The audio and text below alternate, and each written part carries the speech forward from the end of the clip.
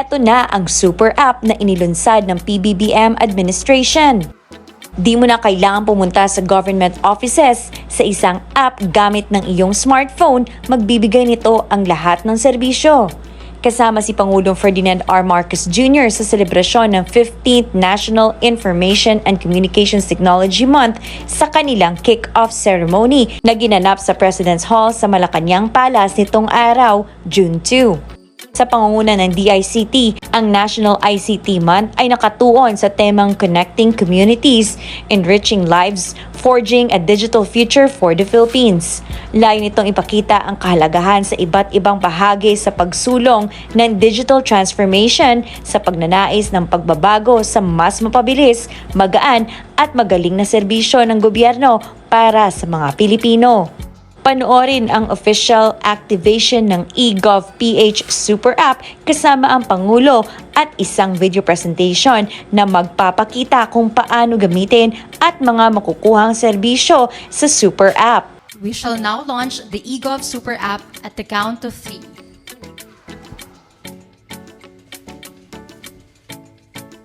In 1, 2, 3.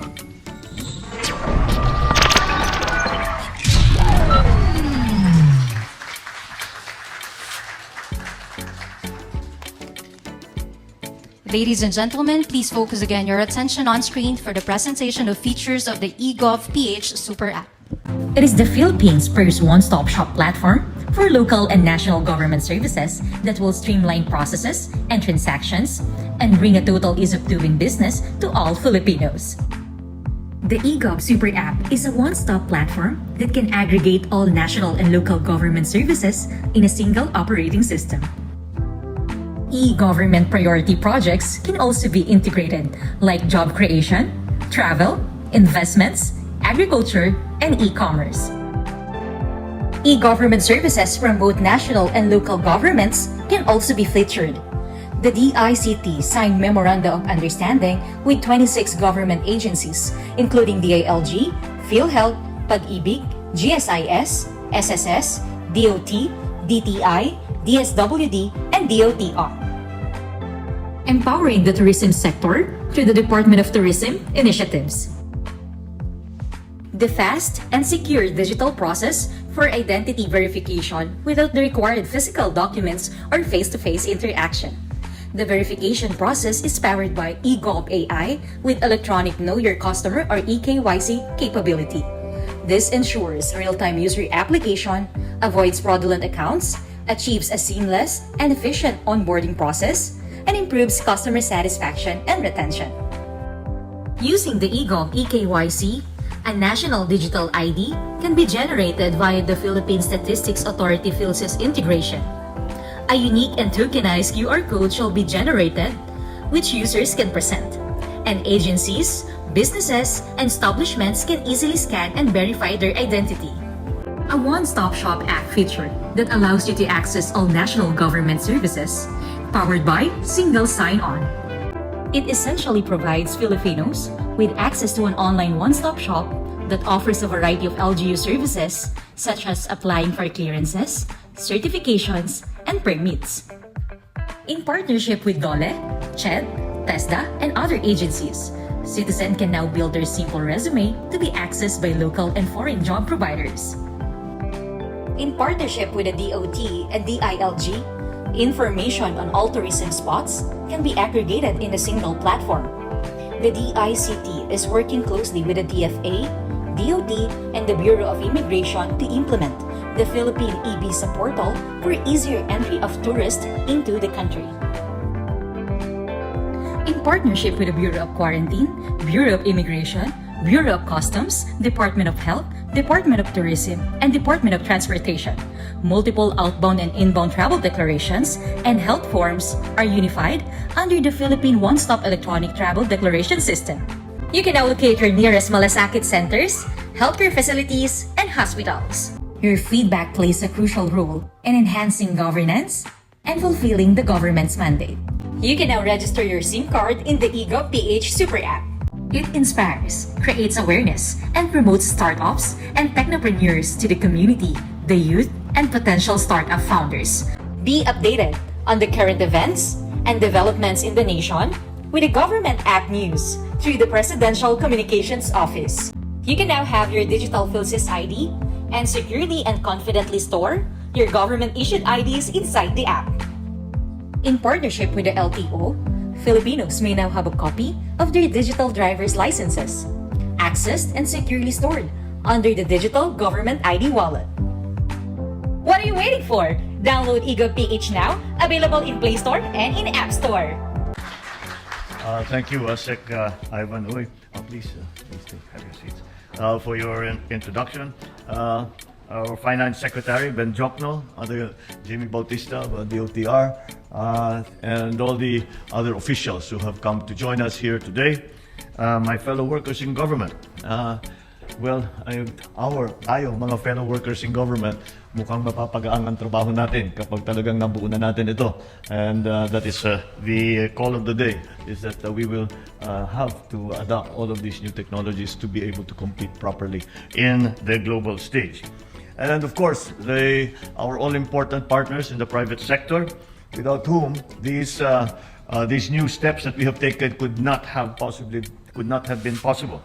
All the distinguished guests here, ladies and gentlemen, good morning. In my first address to the nation last year, I emphasized that we are in the midst of an age of exponential adoption of technology.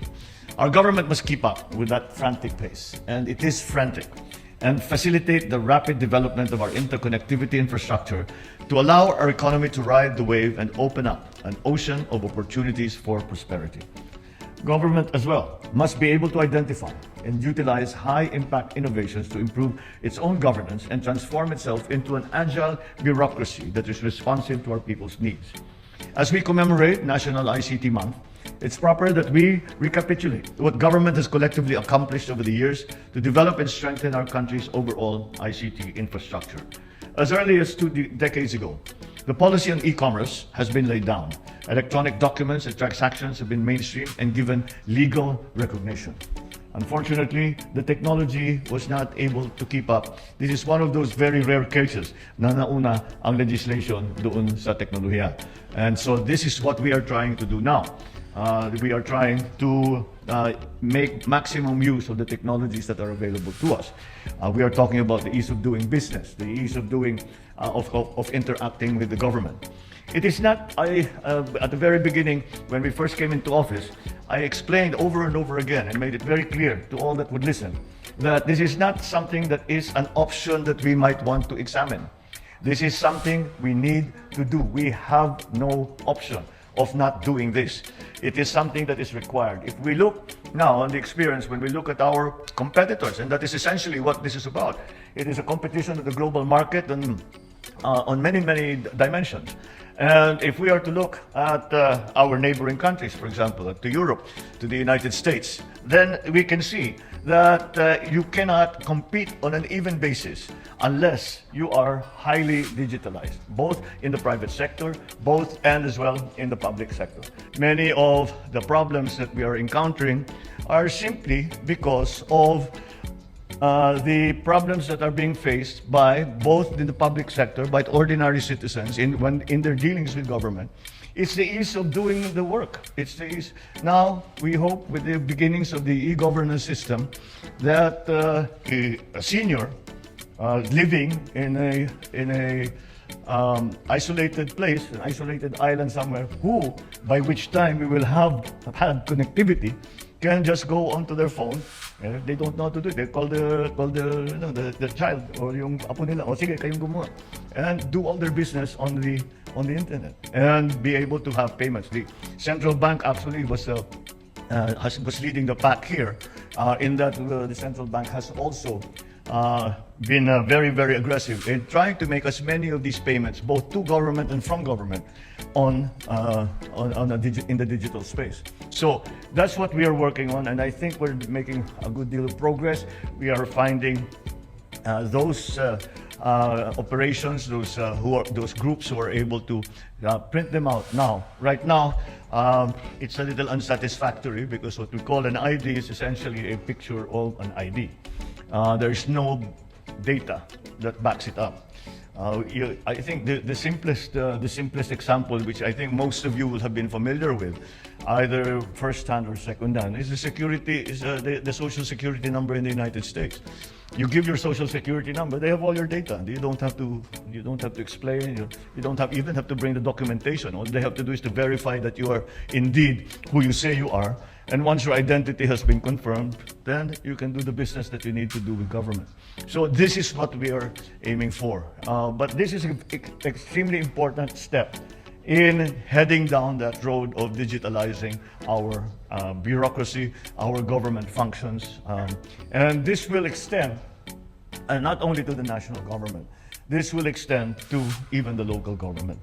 I congratulate the ICT for now having the first e-governance app, and we will continue to make it more extensive, make it more sophisticated, and eventually put us at an even keel, at the very least at an even keel, or hopefully at an advantage as we compete in the global market for the supply of goods, for the supply of services, for the supply of labor, for opening up new markets. All of these elements, which we have to make more robust if we are going to do well in the next decade or two. Thank you very much, and good morning. Thank you, Mr. President. That concludes our program for today. Thank you, everyone, for joining us in celebrating the National ICT Month 2023. Once again, ladies and gentlemen, His Excellency Ferdinand R. Marcos Jr.,